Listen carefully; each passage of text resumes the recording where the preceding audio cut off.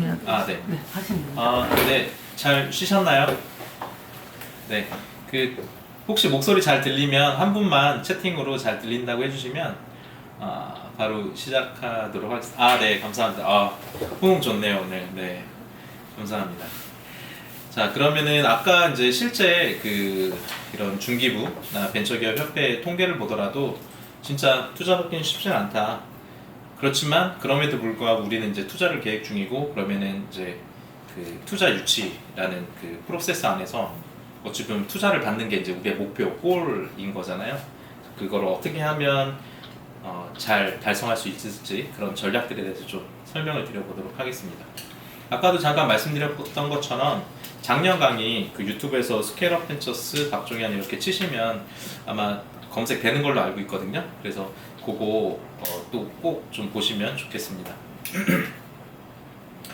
자, 스타트업 투자 유치 전략. 그래서 이제 첫 번째로 제가 말씀드리고 싶은 것은 투자자가 좋아하는 지표를 만들어라. 좀 몇 가지 설명드려보면, 아까 스타일란다 소개해드렸죠. 그래서 그렇게 실질적으로 매출이나 영업이익들이 이제 2019년 최근 3개년도, 2019년, 20년, 2021년 현재까지 이런 흐름들이 있다라고 하면 그게 우상향하는 지표면 당연히 투자자로서는 좋아하겠죠. 근데 이제 여기서 또 질문하실 수 있는 것이 이사님, 그러면 저희는 이제 막 시작한 기업인데 뭔가 제안할 만한, 보여드릴 만한 지표가 없는데 어떻게 해요? 라고 하실 수도 있어요. 그럴 때는 이제 꼭 매출 지표가 아니어도 어떤 고객, 유저 수 이런 것들을 또 좀 보여주시면 되죠. 그래서 밑에 줄을 보시면 이 매출은 없지만 현재 우리 앱에 모이고 있는 숫자는 이렇고, 지난달 또 지지난달 대비 현재는 이렇게 올라가고 있습니다. 그런 지표를 좀 보여주셔도 되는 거예요. 고객 수가 왜 또 중요하냐면 매출이 없어도 고객들이 빠르게 모이고 있다라고 하면 그게 이제 어떤 반증인 거냐면 기존 시장의 문제점을 개선했다는 의미고, 그런 소비자들 혹은 고객들이 그 창업가의 문제의식에 이제 동의하고 동참하고 있다라는 의미인 거거든요. 그래서 이제 시장 반응이 있다라는 반증인 거죠. 고객 수가 많이 모이게 되면. 카톡 같은 거를 제가 이제 예시를 좀 드려봐 보면, 카톡 말씀드리기 전에 혹시 지금 카카오그룹 자회사 수 혹시 아시는 분? 돌발 퀴즈 하나 나가겠습니다. 이것도 커피 쿠폰 제가 하나 보내드릴게요. 여기 채팅창에 카카오 그룹 수, 제가 조사한 거에 가장 근접한 숫자 혹은 정확한 숫자를 먼저 맞히시는 분께 커피 쿠폰 하나 드릴게요. 카카오 그룹 자회사 수.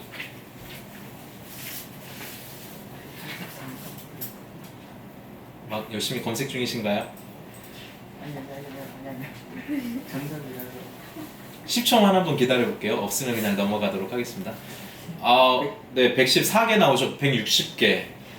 네, 그냥 한번 찍어보세요. 134개. 혹시라도 근데 제가 제안해드린 수치랑 가장 가깝거나 정확한 분이 아니면, 혹은 제가 잘못 조사했을 수도 있으니까 본인 근거를 대주시면 그건 인정하도록 하겠습니다. 네, 요 정도로 끊고요. 잠시만요. 계속 올라오는데 이제 그만 올리시죠. 여기 김용남님까지 끝. 이제 이후에 올리시는 분은 이제 자격 미달로. 네, 114개, 60개, 120개, 134개, 160개, 114개, 10개.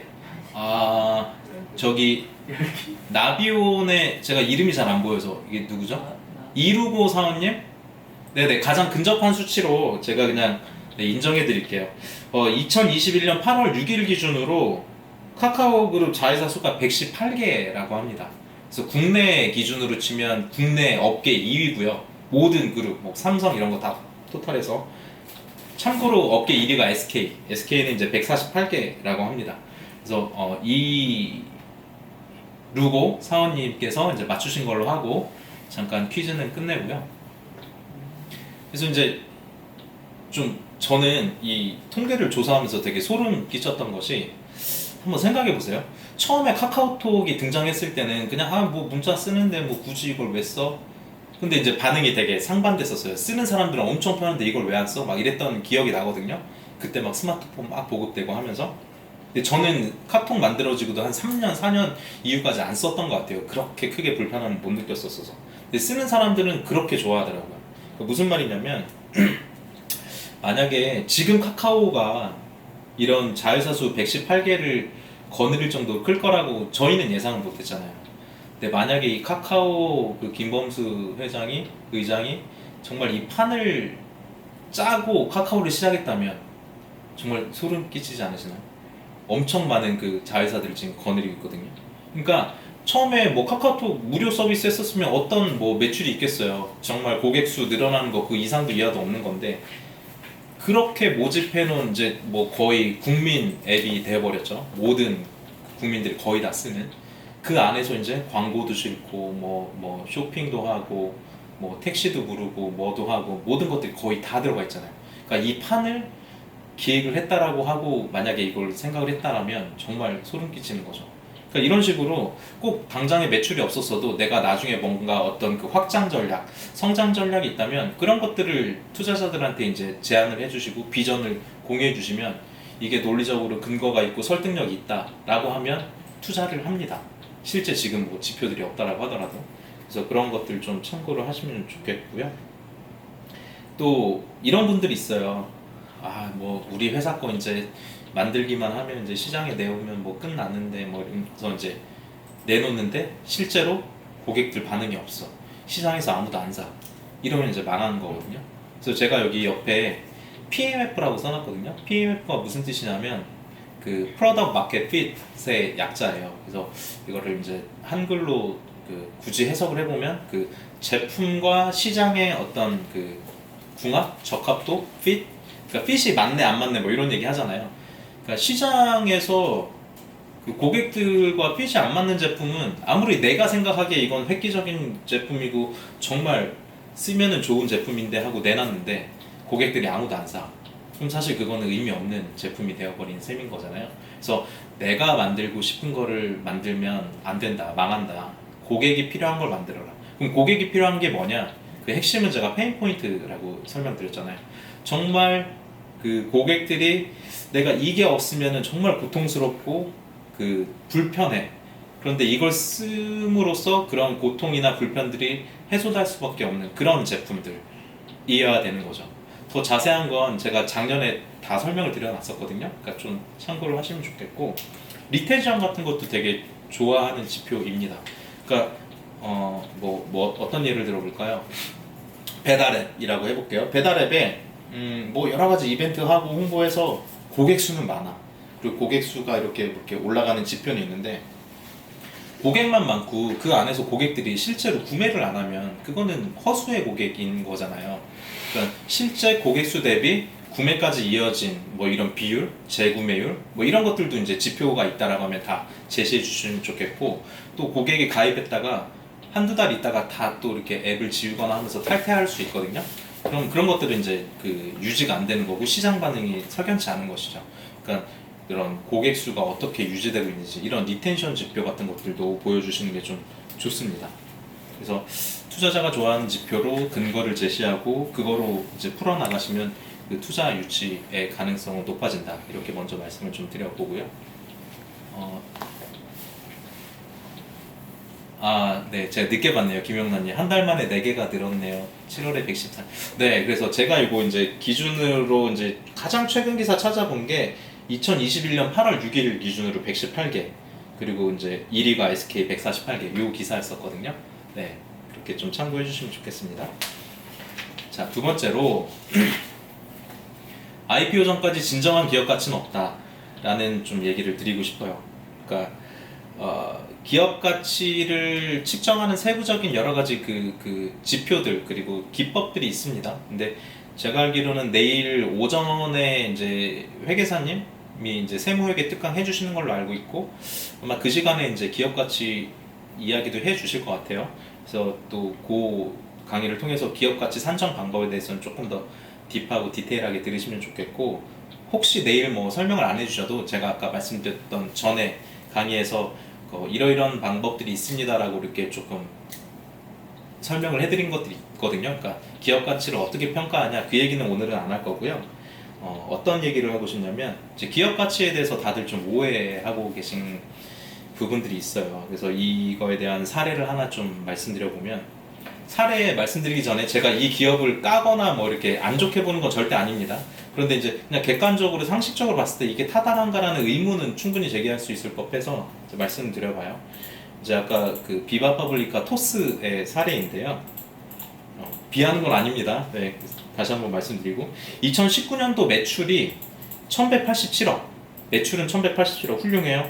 그런데 영업 손실, 이익이 아니라 손실이 1154억. 매출로 돈을 벌었는데 그만큼 고스란히 다 손실로 갔었던 거예요. 네.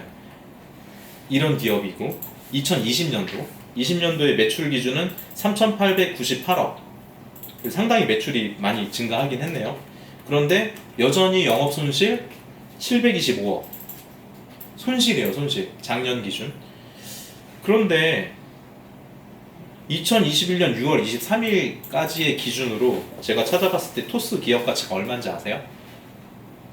기사를 보니까 6월 23일까지 받았던 게 마지막 투자였었고 그 당시 기업 가치로 인정받았던 것이 8조 2천억.